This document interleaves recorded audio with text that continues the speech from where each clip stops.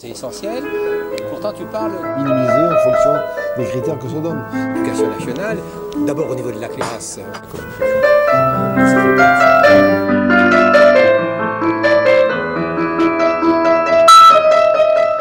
Donc le CNED en direction des usagers, donc les élèves, les parents, les enseignants. Mais le CNED, c'est aussi des personnels. C'est aussi des personnels qu'il a fallu mobiliser. Vous l'avez fait.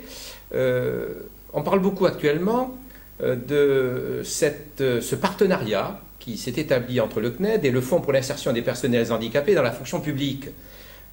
Vous avez souhaité déployer un ambitieux programme d'accessibilité numérique pour ces personnels. Dites-nous un petit peu où vous en êtes. Alors, effectivement, le CNED accueille, parfois sous un vocabulaire un peu obscur, des personnels de l'éducation nationale qui sont affectés dans l'établissement. On parlait historiquement de postes de réemploi, de PALD, de PACD, affectés en courte durée ou en longue durée, mais il y a environ 1100 enseignants qui travaillent au CNED, qui sont affectés au CNED, et le FIPHFP, effectivement, à travers un ambitieux programme, nous a permis de mieux rassembler au sein de l'établissement ces professeurs, donc une grande partie sont chez eux, à domicile. Et cette volonté de les fédérer nous a fait passer à l'idée d'un établissement augmenté, c'est-à-dire que le CNED, c'était peut-être 1100 enseignants présents chez eux, mais au total, c'est une équipe d'environ 2000 personnes, et l'objectif était de mieux les fédérer, en un mot, d'avoir une vision de l'établissement beaucoup plus intégratrice. Pour ce faire, le FIPHFP nous a permis, et nous venons de terminer ce programme, d'équiper 600 premiers enseignants, c'est-à-dire de leur offrir un poste de travail à domicile, en faire des enseignants connectés. Ils l'étaient déjà, mais en un mot, à travers cette démarche d'équipement individuel qui ne porte pas que sur la solution informatique, mais au sens équipement en hard, mais en soft aussi, équipement logiciel qui va se terminer à fin décembre, trouver les solutions logicielles les plus adaptées pour que chacun, en fonction des difficultés qui sont les siennes, puisse pleinement être connecté au CNED, vivre la vie de l'établissement, et alors que demain l'ENT va être déployé, être connecté aux familles, à ses collègues, aux inscrits, aux élèves, aux apprenants. Cette première étape a été faite. Équiper tous les enseignants affectés au CNED était un vrai challenge parce qu'il a fallu des solutions individuelles et aller chercher l'enseignant chez lui à son domicile. Au-delà, ce sont toutes les formations du CNED qui vont être accessibilisées. Le mot est un petit peu là aussi obscur, mais rendre accessibles toutes les formations du CNED, c'est s'assurer que tous les élèves, tous les apprenants, tous les inscrits en situation de handicap puissent accéder à nos formations. Le FIPHFP nous accompagne dans cette démarche et on voit que des personnels vers nos inscrits, le programme est un programme ambitieux puisqu'il vise à une meilleure insertion des élèves, des inscrits handicapés dans la société, que ce soit dans le système éducatif ou demain dans l'emploi. Et c'est une des finalités du FIPHFP que d'accompagner effectivement ces personnels vers l'emploi et développer leur employabilité. Donc ce programme est extrêmement important pour nous. D'une certaine manière, il montre que en fait, le CNED s'adresse à ses propres inscrits. Nous atteindrons vraisemblablement plus de 240 000 inscrits cette année. Mais toutes les solutions qui sont déployées pour nos inscrits ont vocation à être accessibles pour d'autres élèves, d'autres inscrits, d'autres apprenants.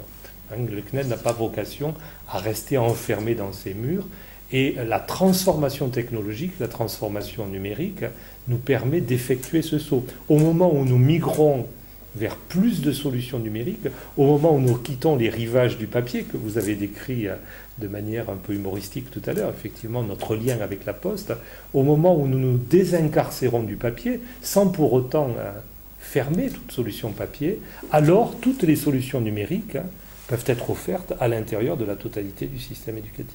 En d'autres termes, dans les exemples que nous avons pris dans cet entretien, individualisé, oui, dans une démarche d'hybridation, vous savez faire. Exactement. Grâce au numérique, ne peut-on envisager aussi que cette individualisation aille encore plus loin en direction justement des usagers que sont chaque élève. On a pris l'exemple de l'école, mais ça peut se faire en direction des élèves handicapés, des élèves dits, ça peut être de tout l'ensemble de tous ces jeunes pour qui un accompagnement personnalisé dans tous les champs soit effectivement possible. C'est effectivement cela, c'est la personnalisation et hybridation. Il y a du présentiel et il y a du en ligne.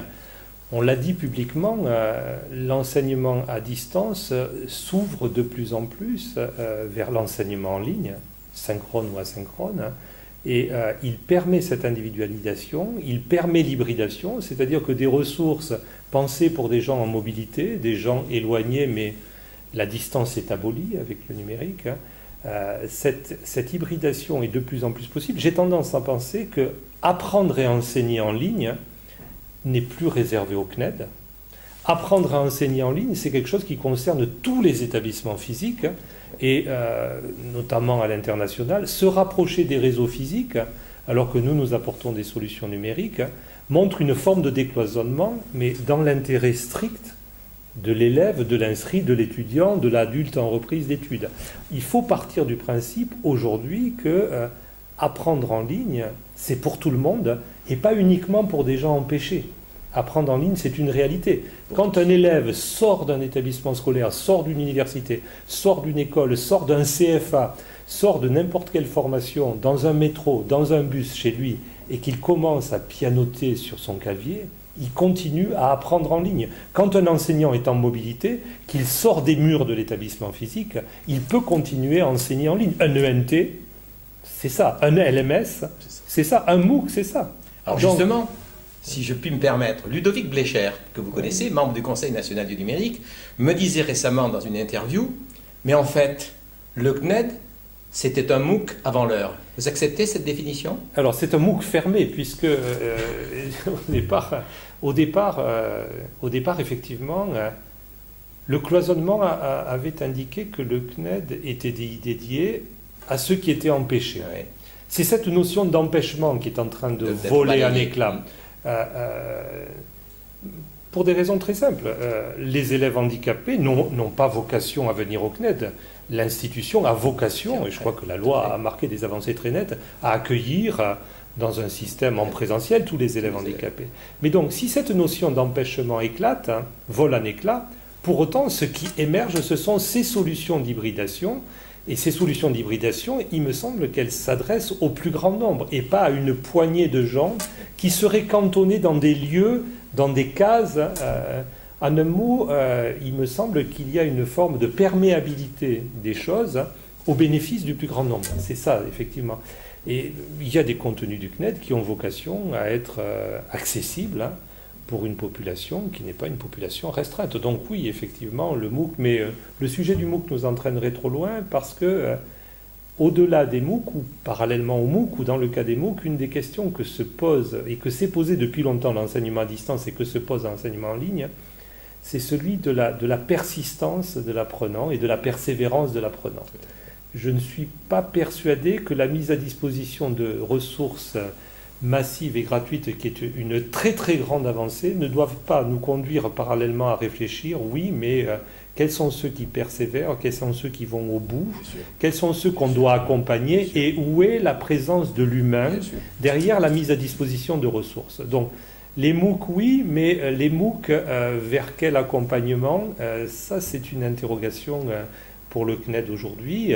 Vous avez parlé de d'école tout à l'heure, nous avons plus de 200 vidéos, 200 formats courts qui peuvent être appelés en remédiation pour ces élèves de 6e, mais où est l'interaction avec l'élève ? Il peut y avoir une interaction homme-machine, nous avons un avatar, mais nous réinjectons, alors est-ce que c'est du tutorat, de l'accompagnement ?